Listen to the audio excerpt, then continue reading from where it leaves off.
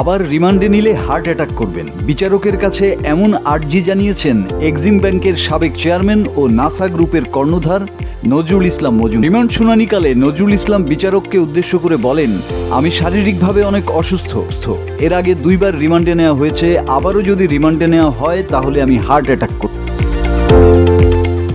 আসামি পক্ষের আইনজীবী বাপ্পি সহ অন্যান্যরা রিমান্ড বাতিল চেয়ে জামিন আবেদন করেন।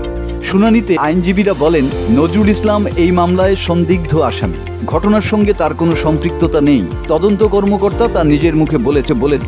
জুলাই আন্দোলনের সময় আসামি দেশের বাইরে। মানবিক দিক বিবেচনা করে বয়স্ক ও অসুস্থ এই ব্যক্তির রিমান্ড বাতিলের প্রার্থনা জানান তারা। এর আগে মামলার তদন্ত কর্মকর্তা ও গুলশান থানার উপপরিদর্শক রেজাউল করিম আসামিকে আদালতে হাজির করে 10 দিনের রিমান্ড আবেদন করেন।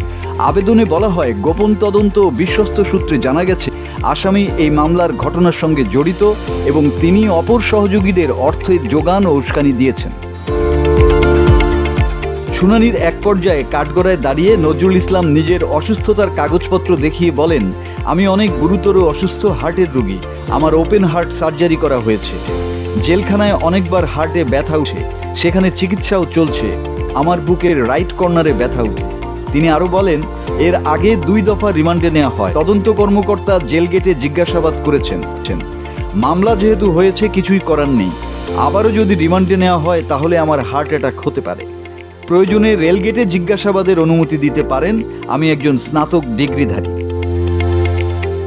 রাষ্ট্রপক্ষের অতিরিক্ত public prosecutor Mohammad Shamsuddoha Suman remand বাতিলের বিরোধিতা করেন। তিনি বলেন, শেখ হাসিনা একদিনে ফ্যাসিস্ট সরকার হয়ে ওঠেননি।